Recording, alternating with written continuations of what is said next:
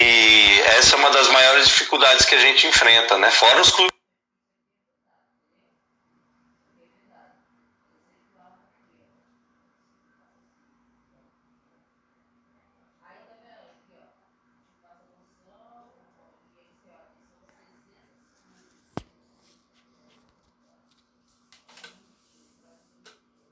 Magalhães, que foi analista de desempenho do Corinthians até começo do ano agora, ele deu uma mesa redonda pra gente no grupo.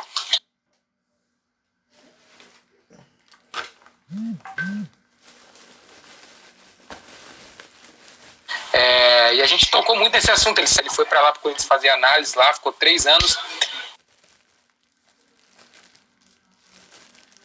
E aí ele falou que a diferença é a estrutura, meu. Ele se assustou quando foi sair de um clube pequeno. É assustador.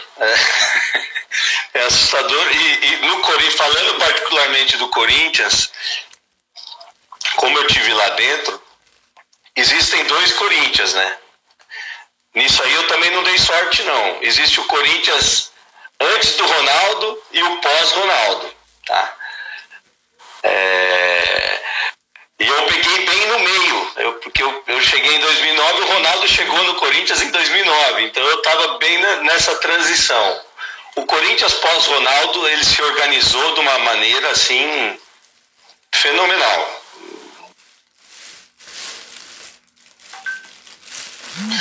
Mas em relação à estrutura, a do Corinthians nem era das melhores, tá? Onde é o estádio hoje do Corinthians, é onde era o CT da base, né? Que é em Itaquera. Então tinham 4 campos, mas os campos não eram de excelência, eram campos que tinha local para trabalhar tranquilo. O alojamento era muito bom para a molecada, a alimentação muito boa, né? Mas, assim, material para trabalhar, né? Então você chega num grande, você vai ter tudo. Não vai te faltar nada, você vai ter roupa, você chega, eles te dão 2 malas, se você é treinador, eu recebi 2 malas, com tênis, relógio, então essa é uma das diferenças, né? Porque quando a gente trabalha em clubes médios, pequenos, a gente sabe que tem dificuldade até de material para trabalho, né? Não tem colete, tem pouca bola, as bolas são ruins, então nisso o time grande você não enfrenta, né? Eu brigava até muito, né? Eu comentava que, né, eu vou dar um exemplo, eu estava no Sub-15, né?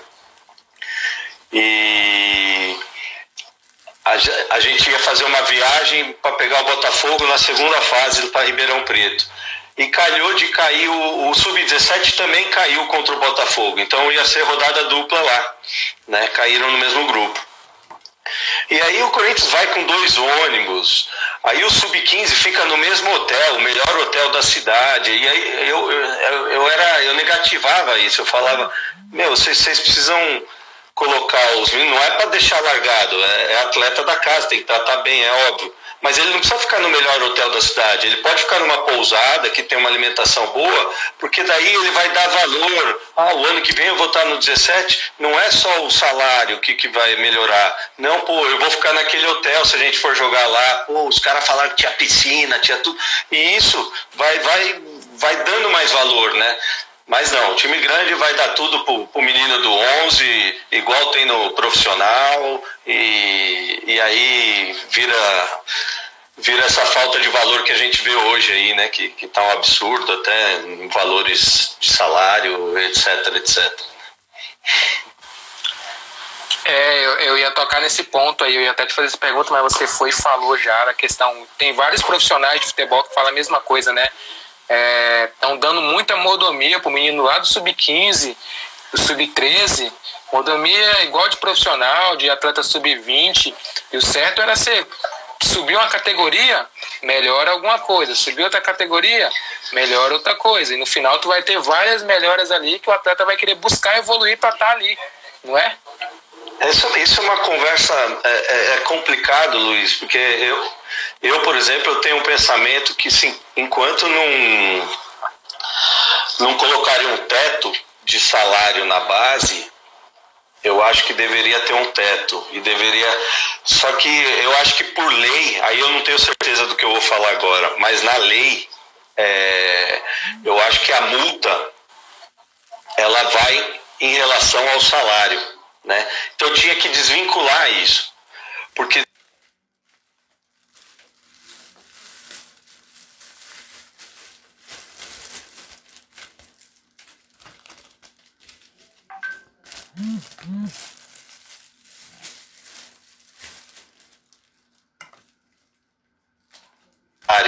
né? Então eu tinha que desvincular isso, porque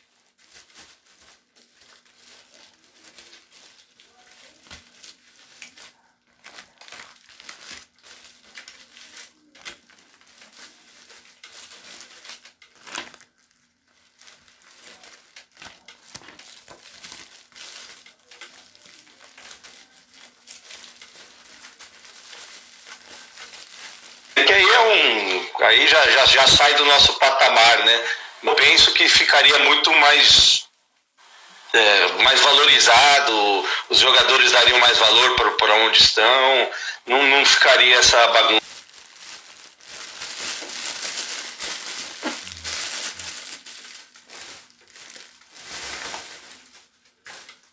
toda aí que a gente vê. Não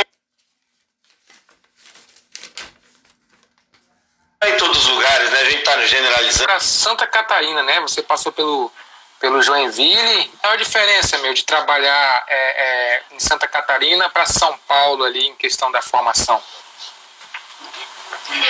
Uma boa pergunta. Eu na verdade, por isso que é importante a gente que é profissional entender todos os contextos. Então a gente tem que entender, você vai trabalhar em Santa Catarina, então entenda aonde você está indo, né? Quando eu fui a primeira vez que eu fui para o Figueirense, foi em 2017,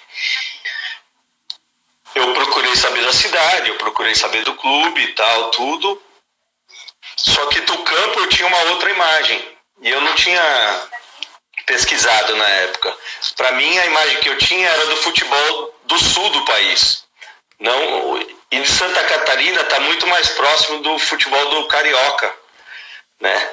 Então é um futebol técnico, é vistoso, tem jogadores técnicos, né? Não é aquele futebol de força, né? Então eu cheguei lá e me surpreendi positivamente, porque eu falei, pô, tem moleque bom pra caramba aqui, cara, vai dar pra jogar futebol, né? E eu tava com a imagem do futebol força, né? Eu falei, vou chegar lá, vai ser guerra todo jogo, e bola pra lá, pinball, pancadaria pra cá, mas não. E agora a principal diferença que eu vi, e eu pergunto até hoje para os amigos que eu tenho lá, é a competitividade. Lá os jogadores têm a competitividade mais baixa. São Paulo, por ser vitrine, por ser maior, eu não sei, aqui os times são a molecada é mais competitiva. A molecada já tem isso, já nasce com isso. E no Sul não. No Sul tem muitos jogadores técnicos com qualidade e poucos com essa competitividade. Eu fiquei assustado. Eu falei, cara, vocês estão no Figueirense, vocês estão no Joinville, são times da primeira divisão aqui e o nível de competitividade baixo. Foi a coisa que eu mais fiquei assustado. Para mim é a principal diferença. E eu perguntava daí, é meio que cultural, né? Porque o povo do Sul é um pouco mais fechado, então tem atletas que são de lá mesmo, então eles são mais acanhados, tal. Mas é algo que até hoje coça a minha cabeça, e até hoje eu discuto muito com os treinadores de lá sobre isso, né? Porque eles já estão acostumados, e eu falo assim, cara, você pega um time aqui da Portuguesa Santista que eu trabalhei, você vai lá, você atropela o Figueirense. E aí não é qualidade, o nível de competitividade, os caras estão mais atentos, os caras querem mais, os caras... É engraçado isso. É claro que tem gente do Brasil inteiro, então não são todos, né? A gente está generalizando aqui. Mas eu senti muito nessa parte de competitividade. Achei essa maior diferença entre a base aqui de São Paulo e a de Santa Catarina. Legal. Tem uma pergunta aqui do Rafael Lopipari. Rafael, vou falar Rafael só. Há mais oportunidade para treinadores brasileiros fora do Brasil do que aqui na nossa terra, ô professor? Eu acho que não. A gente vem discutindo aí em cursos, em salas de estudos, a gente fala muito disso também, sobre as oportunidades. E hoje, no cenário, né, apesar do Dalladé agora foi para a China, né, o Sinclair também agora foi para Dubai, então está voltando a ter um pouco de entrada lá fora. Mas nós, treinadores brasileiros, não estamos com essa moral lá fora, não. Eu acho que o mercado não está tão aberto para nós nesse momento.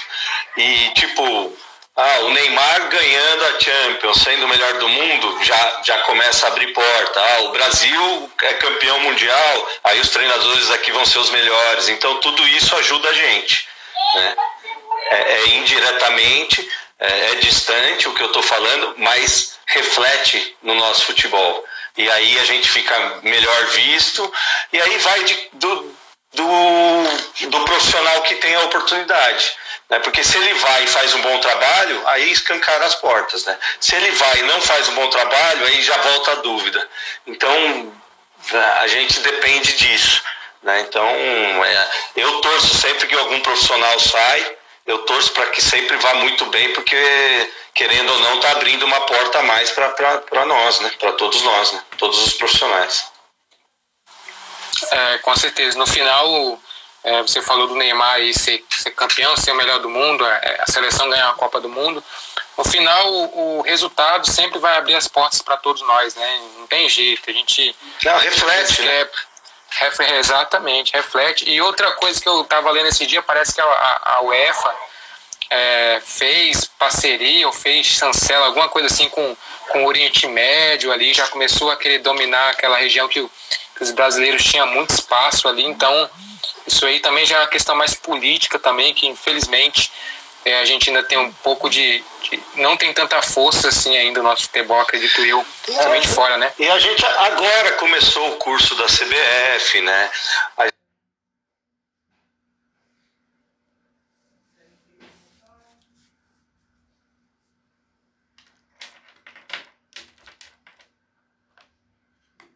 Gente, também, né? Eu tava falando com um amigo meu, e a gente tava conversando. Não tem brasileiro aí nas barras? Não, vejo mexicano, vejo argentino, mas brasileiro não tem. É muito porque na Argentina eles já têm o curso da AFTA há muito tempo, né? A CBF, querendo ou não, começando agora, né? Então, a tendência é que melhore, né? Eu acho que vem melhorando, as pessoas estão se atualizando mais, o nosso treinador é um dos melhores do mundo, a gente tem muito treinador bom aí no mercado, e não acho que estamos devendo muito, né? Eu acho que a gente tinha que ter ligado esse start aí um pouco antes, mas como já ligou, a gente está aproveitando também, né? Então, é claro que em toda profissão vai ter o cara que não acredita nisso e o que acredita. Então, vai ter o bom profissional, vai ter o mau profissional, vai ter o médio profissional em qualquer lugar. Mas eu sou fã de um monte de treinador aqui. Eu acho que tem a mesma capacidade que os treinadores estrangeiros também têm. E aí você tocou no ponto do Equador, né? A gente tinha o Marcelo Belletti lá, né? Marcelo Belletti é um grande amigo meu aí, participou com vocês naquele canal lá que eu acompanhei também. Sim. Divisão lá. Marcelo Belletti, que faz grandes guitarras. Se tiver, manda um alô aí, Belletti. E o Zeca também, que passou aí 5 temporadas no Oriente Médio, também mais como preparador físico, mas atualmente ele é treinador, e comentou: o brasileiro também é responsável por ter diminuído o mercado, especialmente no mundo árabe. Concordo, né? Apesar de nunca ter saído do Brasil, né? Então eu também não posso falar, mas pelos relatos e o que a gente ouve de todo mundo, a gente também tem culpa, mas eu não tenho dúvida disso. É o que eu acabei de falar. Se o brasileiro vai para lá e faz um bom trabalho, a chance de ir outros só aumenta, né? Agora não, o cara vai lá e acha que não precisa fazer excelência e vai fazer de qualquer jeito, vai fechar a porta. E agora pra gente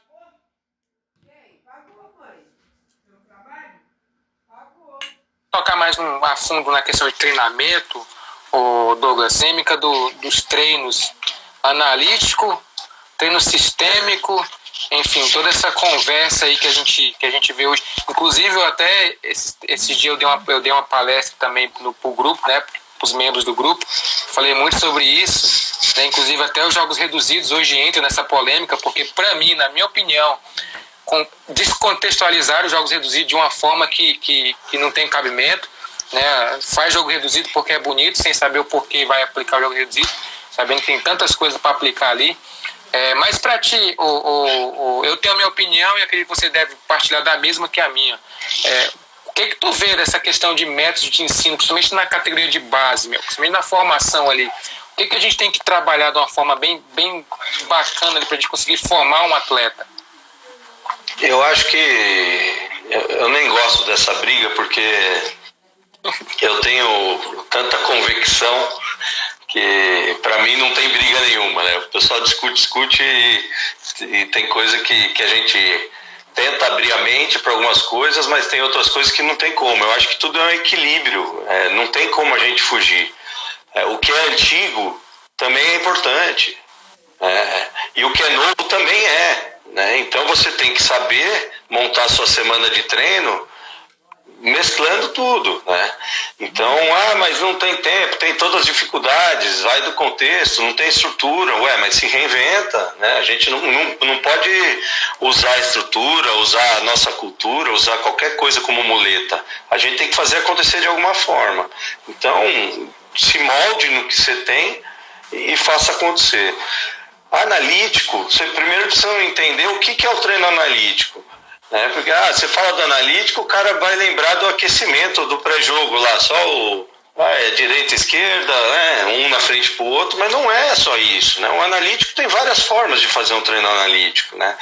Então, eu faço muito treino analítico, por exemplo, eu chamo de analítico posicional, né? Você faz um 10-0, cada um na sua função, e você não pede intensidade nesse treino, você pede qualidade. Então, você vai, por exemplo, fazendo algumas jogadas ofensivas e você vai, o zagueiro tem que virar a bola lá. Isso é um treino analítico. Ele está aprendendo a bater na bola, ele está fazendo uma invertida, você está passando confiança e eles erram.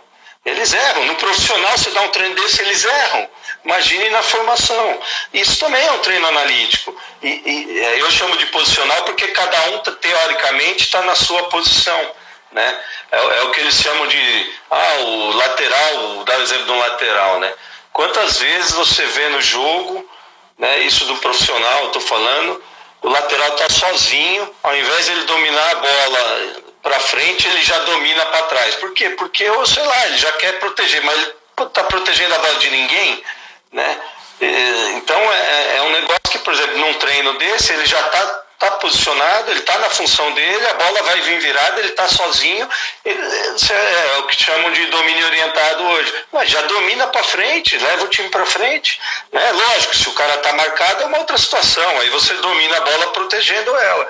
Mas você está desmarcado, e é mania de lado. Eu peguei lateral porque você vê muito isso em vários jogos, né? É mania. O cara tem medo de errar o domínio já orientado, e aí ele se protege para não deixar a bola escapar ou não deixar ela passar e ficar feio. Né? Mas fica mais feio você andar para trás do que você tentar fazer o domínio certo e ganhar campo. Né? Então, o analítico é fundamental. E quando a gente fala de formação, é muito mais. É muito mais. Né? Porque daí vai chegar no profissional, o cara não sabe cabecear. Eu só fiz reduzido. Reduzido a bola não sobe. Ninguém cabeceia no reduzido, raramente a bola sobe. Né? E aí, como é que ele vai cabecear? O tiro sai correndo e reza? Porque o cara não sabe cabecear, vai bater a cabeça na cabeça, vai abrir supercílio, o cara não se protege, aí o outro se protege, vai machucar. Né? Então, não tem como ser extremista. Né? E eu tenho uma visão que depois do 7-1, isso eu falei até com o Jardine no curso da CBF, e eu falei, porque na minha opinião, os treinadores, né, em geral, a gente ficou muito extremista. Então a gente está falando aí de 2-3 anos que foi uma lacuna técnica, porque a gente só fez reduzido, e isso aí tá refletindo hoje aí, né? Não é que os caras não têm capacidade, tem, mas faltou alguma coisa. Então eu acho que tem que englobar os dois. Quando você programar sua semana de treino, dá para fazer tranquilamente, nem se for no aquecimento. Né? Hoje em dia a preparação física é tudo com bola mesmo, então dá para usar os dois e você vai conseguir atingir bons resultados, com certeza. Eu vou colaborar aí com o que você falou, o Douglas. Esse dia eu estava conversando com o Flávio Grava, não sei se tu conhece, né? Foi preparador físico no Corinthians aí, o filho do Dr. Joaquim. Por 10 anos ele ficou no Corinthians, saiu acho que ano passado. E a gente conversando, né? E ele deu um exemplo de um treino analítico que o Carille fazia com o zagueiro Pedro Henrique no profissional. Ele tinha que receber um passe da direita, orientar a bola à perna esquerda e meter um lançamento no mini gol, porque ele não tinha essa bola no jogo de esquerda para receber e fazer inversão de bola, ele não tinha. E aí eles faziam o analítico ali com quem tinha essa deficiência, repetia. Quando colocava no jogo reduzido ou no jogo de 11, o jogo formal, eles obrigavam ele toda hora a fazer essa mesma coisa, domina, orienta a bola e mete a bola longa do outro lado. Então assim, é um treino analítico que o profissional faz, mas que você consegue aplicar no jogo. Outra informação, o Antônio Carlos Gomes fala no livro dele, né, para quem é preparador físico aí, o mestre Antônio Carlos Gomes, ele fala que a gente tem que treinar sim o jogo formal de 11, o jogo tradicional, que as pessoas não tem para cá falaram que era o não pode mais, que não pode mais fazer coletivo, porque na Europa faz assim. Só que no livro do Antônio Carlos Gomes ele já fala lá o seguinte: treina o jogo formal, treina o jogo de 11 contra 11, porque o atleta tem que ter referência espacial no campo.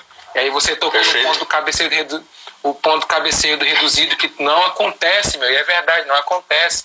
E aí, para finalizar, eu peguei um treinador aqui que foi trabalhar comigo no profissional, né? Eu sou um cara bem tranquilo, mas eu sou meio questionador também, né? Eu falei, professor, o que a gente vai fazer?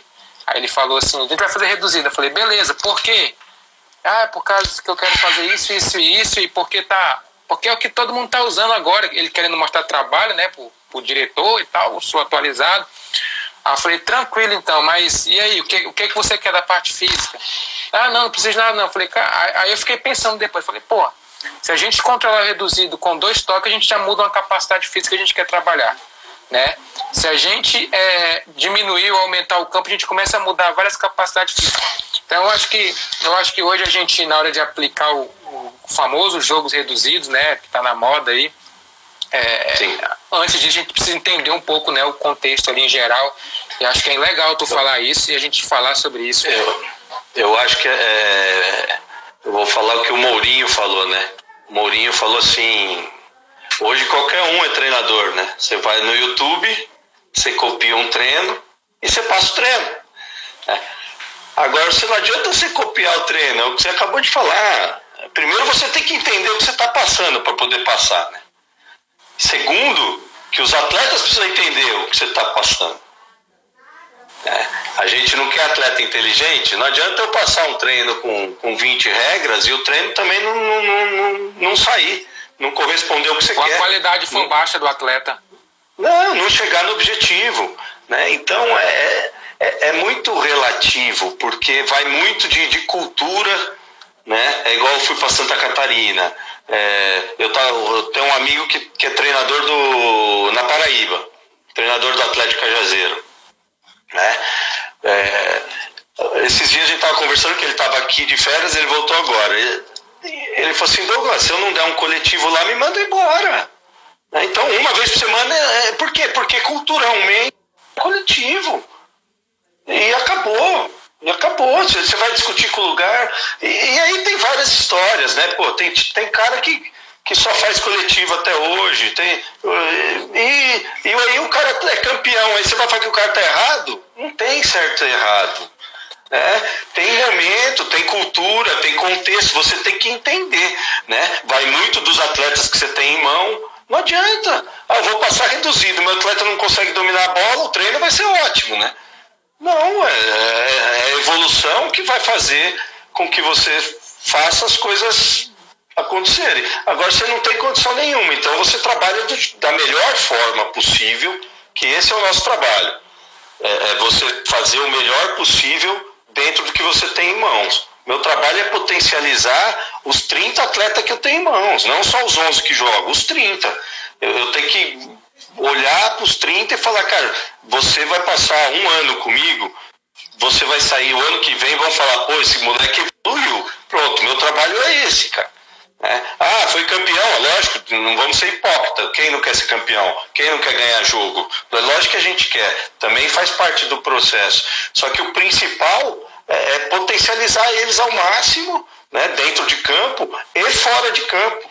Porque a gente tem que saber conhecer o nosso atleta, entender as dificuldades que ele tem, da onde ele vem, da família, porque o cara é ser humano e ele vai errar pra caramba, ele vai mais errar do que acertar, essa é a grande verdade. Aí a gente tem que ter paciência, tem que saber lidar com tudo isso, para também não deixar ele desanimar e te ajudar mais pra frente, né? Essa é a verdade. Ou seja, existem métodos adequados para momentos específicos, né? Então, a gente deve sempre pensar nessa linha. E o Gabriel Buzing, né, um cara que é completamente fã, para mim hoje, questão de base, ele é o melhor que tem. Eu fiz o curso dele. Ele é diferenciado. Ele fala que ele conta a história de um treinador que só dava coletivo e ele fazia toda a programação bonita lá, tudo lindo, e chegou no jogo e tomou 3-0 do cara. E aí? Qual que é o método? É isso. É bola na casinha. O Franz comentou aqui, só para te cortar, aqui, ó. É uma frase do Gabriel, olha lá. A cultura engole a estratégia no café da manhã. É verdade. Se você não entender onde você está, você vai ser engolido. Você tem que respeitar. Respeita o ambiente. Se precisar dar coletivo todo dia, dá coletivo todo dia. Se vira, mas dá da sua forma. Põe uma regra a mais. Faça que eles entendam de uma certa forma. Então, a gente tem que estar muito preparado. É por isso. Porque a gente tem que entender de tudo. E além disso, entender o contexto, que é o principal. Desculpa, e aí, te cortei aí. Esse assunto pra gente... Não, legal. Pra gente fazer uma pergunta para um colega aqui, só para me dar um dado legal aqui, e essa minha conversa com o Flávio também rendeu bastante, né, sobre jogos reduzidos, e aí ele contou, né, uma história, fez um estudo lá eles no Corinthians, e aí ele percebeu que alguns jogadores não têm um desempenho físico que eles gostariam que tivessem nos jogos reduzidos, ou seja, eles prescreviam o treino de jogos reduzidos achando que o cara ia atingir aquela performance física no treino, porém o cara não atingia. Aí eles chegaram à conclusão do que os caras muito técnicos resolvem a situação do jogo sem se esforçar. E aí você tem que fazer um treino diferente para esses caras, fazer um trabalho complementar para esses caras, porque ele falou que pegava o Ronaldo ali no treino de jogo reduzido, o cara não corria, o cara recebia, resolvia o treino para eles ali, de forma assim. Então muitas coisas que a gente tem que pensar na hora de fazer um jogo reduzido, né, Douglas? E analisar, né? É justamente o que você falou, você tem que entender, né, a característica de cada atleta, né? E aí muitos vão falar que ele está roubando. Não, mas ele não está roubando, ele está se posicionando muito bem, ele está cortando caminho, e só que ao mesmo tempo ele precisa aguentar, né? Então você tem que estar ciente, né? Porque não adianta, é o que você falou, ele vai ter que fazer algum complemento para atingir o objetivo, né? Principalmente naqueles treinos de início de semana que de repente você quer cobrar muito mais intensidade e aí o seu atleta não foi intenso, alguma coisa ele tem que fazer complementar, porque senão lá na frente pode não ser no próximo jogo, mas daí daqui 1 mês, 2 meses, ou ele pode machucar, aí entra os outros fatores do futebol, que o risco é para todo mundo, né? É para o talentoso e para o sem talento, né? O risco de lesão todo mundo tem, né?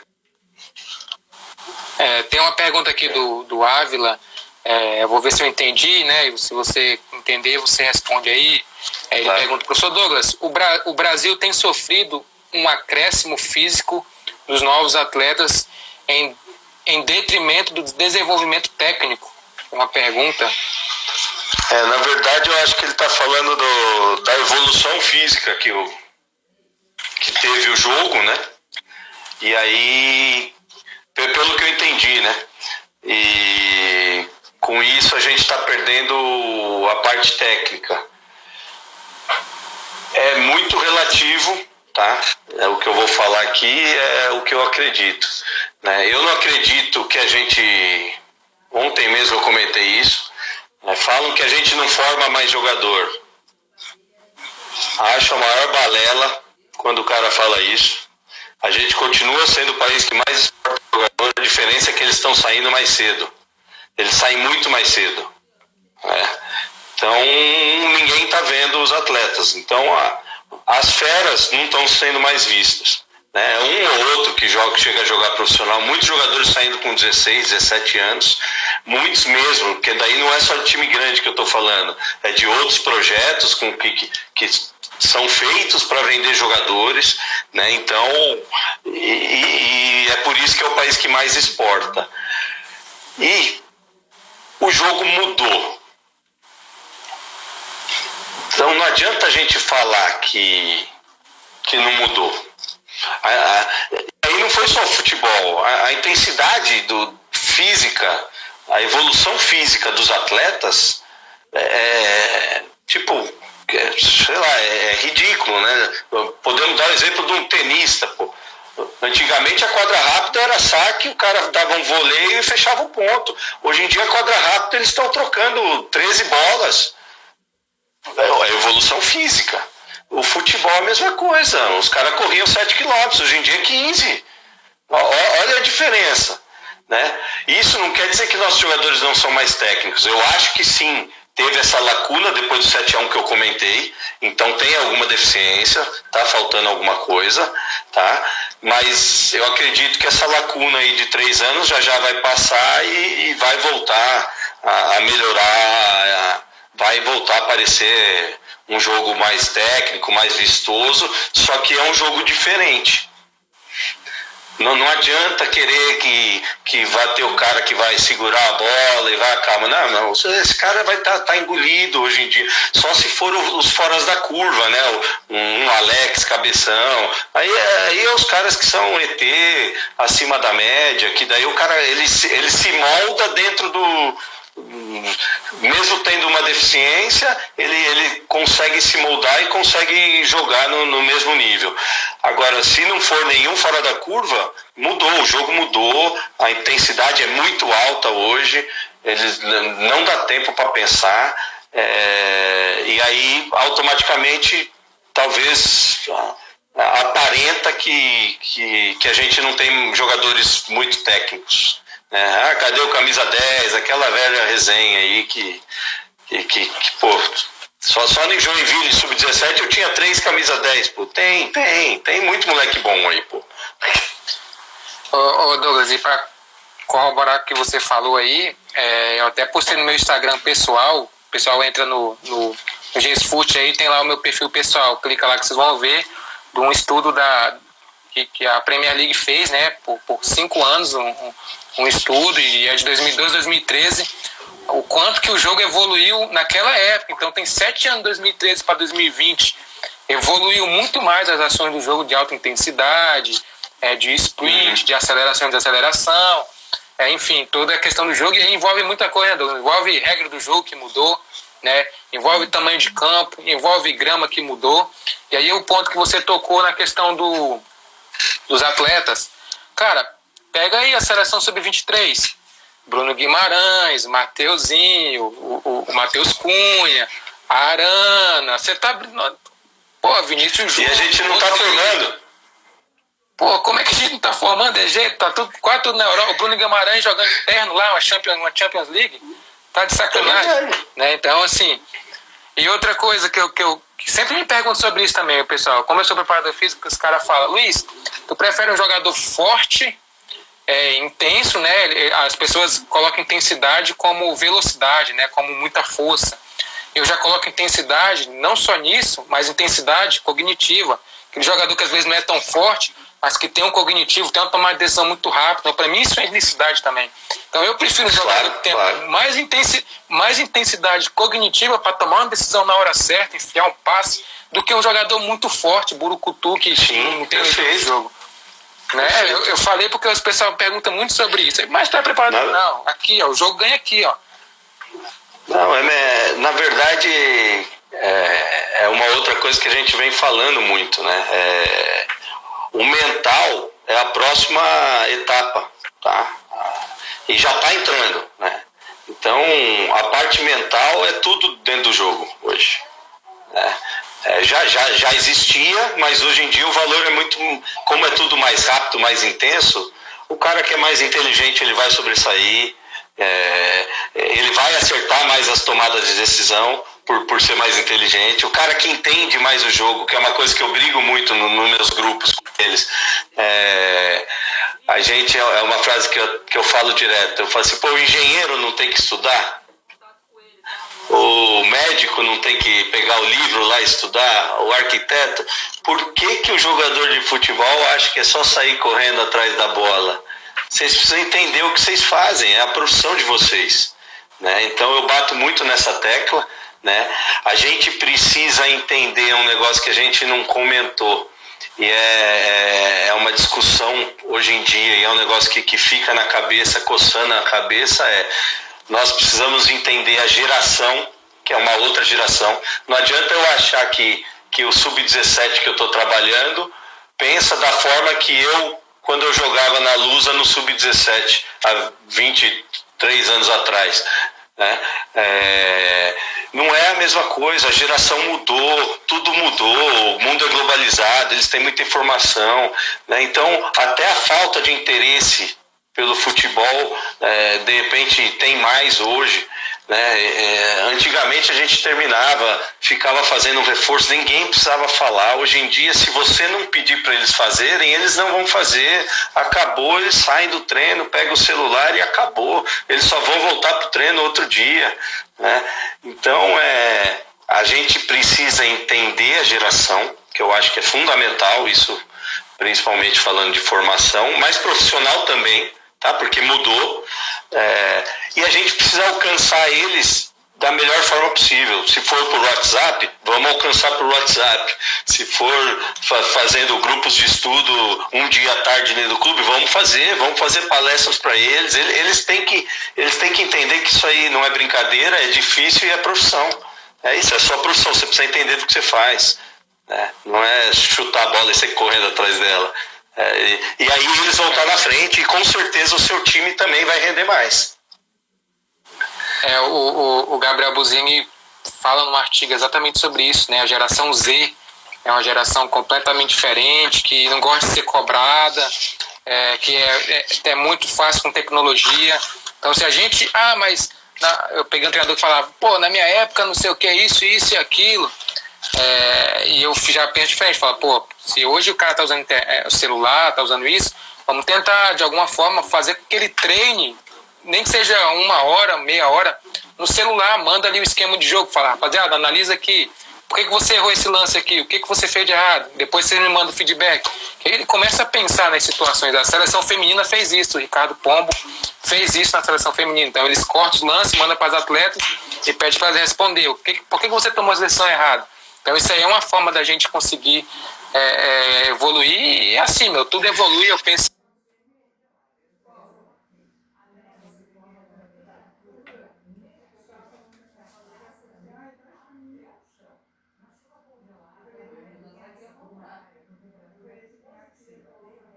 E assim, tudo evolui, eu penso.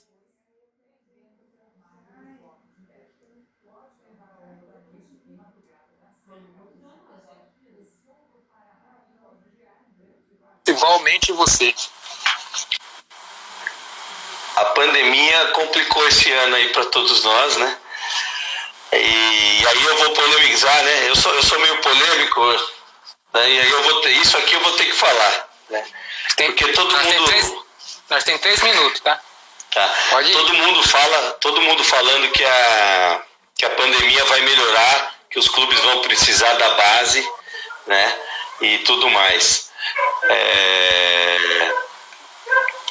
Só que o que eu tô vendo hoje é um retorno do profissional. Quem sou eu para falar se está certo ou errado, se foi apressado ou não tô aqui para julgar isso. Mas é um retorno do profissional, as federações ajudando o retorno do profissional, e a base é a mesma coisa, cara. A base esquecida. Em São Paulo a federação já falou que não vai ajudar, ou seja, tem que cumprir os protocolos, que não é fácil, os exames são caros e tudo mais. Então eu não estou vendo melhoria nesse ponto aí não, né? E aí eu não estou querendo polemizar, mas já polemizando, o que vai salvar o futebol é a base. Enquanto os clubes não se atentarem a isso, vai ficar na mesmice, cara. Vai ficar na mesmice. E isso é uma dificuldade para nós, né? Porque eu tô batendo cabeça na parede, mas a gente que é treinador, né? Além de estar comendo, engordando dentro de casa, a gente está estudando, está se atualizando, está aproveitando, otimizando o tempo da melhor forma possível. Eu estou imaginando os atletas que ficaram esses 5, 6 meses parados aí e vão ficar até o ano que vem, tirando os atletas de time grande. Porque, mas não está parado, está em casa, mas é diferente, a gente sabe que é diferente, não adianta falar que é a mesma coisa, que não é. Porque se a gente batendo nos atletas o dia inteiro, todo dia, para eles entenderem tal, se todo dia já tem dificuldade nessa evolução, imagine que agora que eles vão voltar o ano que vem, o do 16 que perdeu o ano, já está no 17, o do 17 acabou não jogando, já vai para o primeiro ano de 20. A gente está perdendo um ano de atletas, cara. E aí para recuperar esse ano, demora, não é fácil. Aqui, se aí tá difícil, imagine aqui onde a gente está, no norte do país, que a federação não liga pra porra nenhuma, com todo respeito à palavra. Eu estou contratado por um clube aqui de base aqui, e a gente não pode trabalhar, que a prefeitura não libera. Enfim, está uma situação completamente complicada e talvez libere profissional. 30 segundos, professor. Eu quero te agradecer por participar. Tá? Não, obrigado, Luiz. Você pode me chamar a hora que quiser. A gente está aqui para contar as mentiras aí pro pessoal. E falar de futebol sempre é muito bom, né? Agradeço a presença aí de todo mundo, e não dá para falar o nome de todo mundo quando a gente está aqui falando, que eu vejo subindo aqui, mas a gente acaba não vendo todo mundo. E obrigado Luiz, e pode chamar